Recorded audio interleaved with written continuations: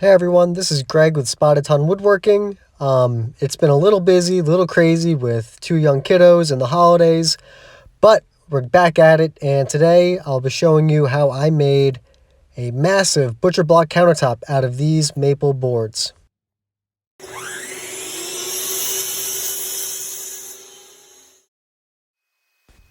Okay, so when I say massive, maybe not as massive as you might think.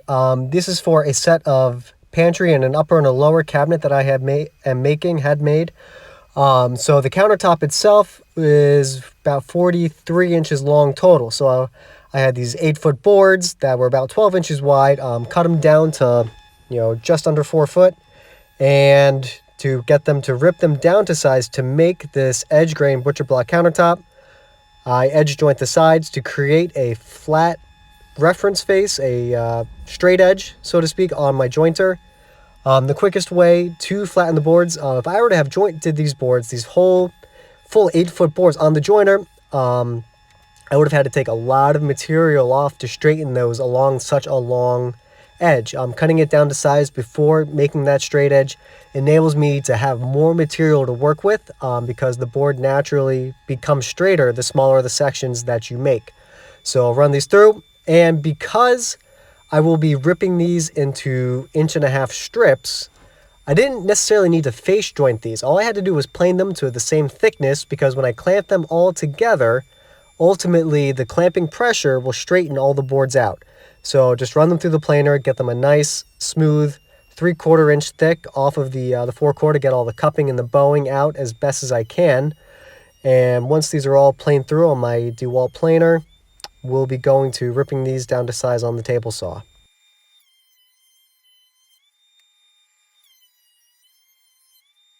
This butcher block countertop is essentially a giant cutting board. There are 3 types of cutting boards that you can get. You can get a face grain, edge grain, and an end grain cutting board off of the 3 the 3 faces that are present on a piece of lumber. The face grain is just the large flat edge. It has the most figure in it. The edge grain is along the side of the board. If you were to flip the board on its side, that edge grain pointing up is an edge grain board, and then the end grain is a lot more complicated. Basically, it's the ends of the boards that are sticking up and glued together. This countertop will be an edge grain butcher block style countertop. The edge grain will be the most stable across the length and the width of the wood as it moves with the seasons. Wood moves most across the face of the board. That'll provide the most movement. So if I were to make a face grain board, a countertop this size, we would see a lot of movement for the total size of the board. Flipping them on the edge, the countertop will, on 1.5 inches, there's not a whole lot of movement, and it will just go up and down slightly. So it'll be a lot more stable across the seasons. It'll also be a little bit more durable. That edge grain, not quite as durable as end grain. The edge grain will not mark up quite as easily. Because this is ultimately going to be wider than a base cabinet, so it'll be 25 inches final dimensions. That is too wide to fit through my planer. My planer is only a 13-inch planer. So what I actually ended up doing is, as you can see, I'm gluing it up. I'm only gluing up 1/2 of this countertop. And so what I'm going to do here is glue up 1/2. I'll set it in the clamps. I'll let that glue set up, and I'm also going to glue up the second half in a different set of clamps as well. So that way, I'll have the 2 halves that are glued up, and I can glue up the 2 halves together after I run them through my planer. So, spread Type Bond 3 is the classic glue that you would use for a cutting board. It is rated for interior and exterior use. It is technically a nearly waterproof. I'm sure it's a waterproof glue. That's the wood glue you want to use for cutting boards. Other glues will come apart when they get wet. So here, use the Glue Bot bottle. Red empty, so I grab my gallon jug, and here just spread it out. Make sure you get even coverage across every face, all the faces of the boards. So that way the glue has nice tight bomb across the whole board, so there's no separation and no cracks and no splits. So we'll clamp it up, and let it make sure it's roughly square so I don't lose too much when I trim the edges after the pieces are together. So they are glued up. We will pop them out of the clamps after I let them sit overnight.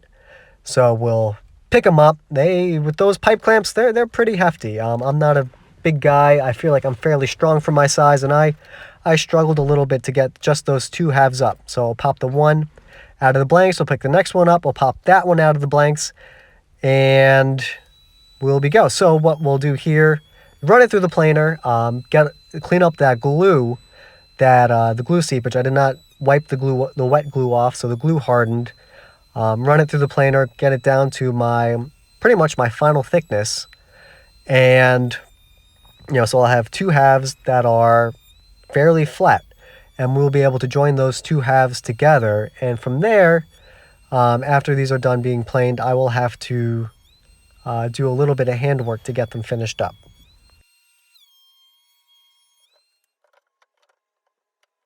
All right, so now that these two halves are nice and flat, I can stick them together. You can see that I'm sticking another board right in the middle there. One of the glue ups, I forget if it's the first or the second, somehow I missed one of the end pieces, and when I popped it out of the clamps, the end was just loose.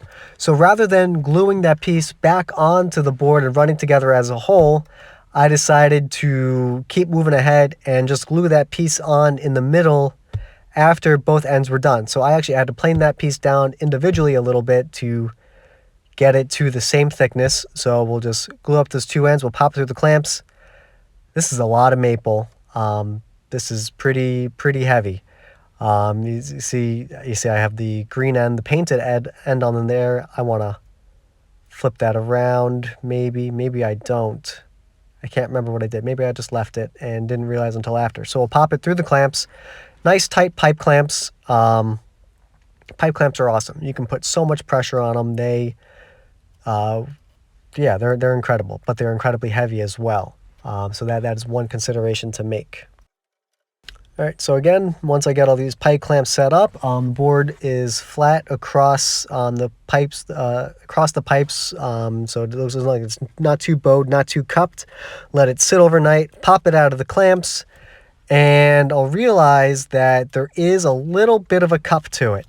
So I'll clean up the glue with a little block plane. Block planes are great. I can just use them, abuse them. I'm not too worried about damaging the blades because I just use them for rough. Here on the straight edge, take a straight edge, see the cup, and here I'm going to break out a new to me plane. I'm really excited about this plane actually. I'm a big fan. I love going to the flea market on Sunday mornings. There's a whole lot of junk there, a lot of interesting people, but every once in a while you find a diamond in the rough. Last year I started really getting into looking at hand planes, figuring out hand planes, what is good, what isn't good, and realized that the price for a new hand plane from one of the contemporary manufacturers, a good hand plane will run you a couple $100. I don't have that kind of money.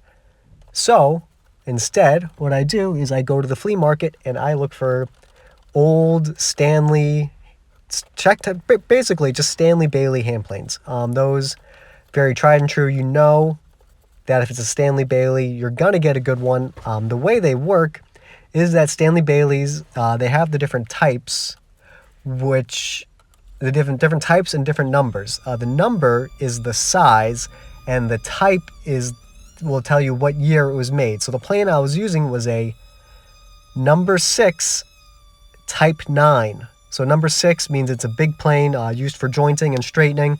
Type 9 means that it was made between 1902 and 1910, I believe.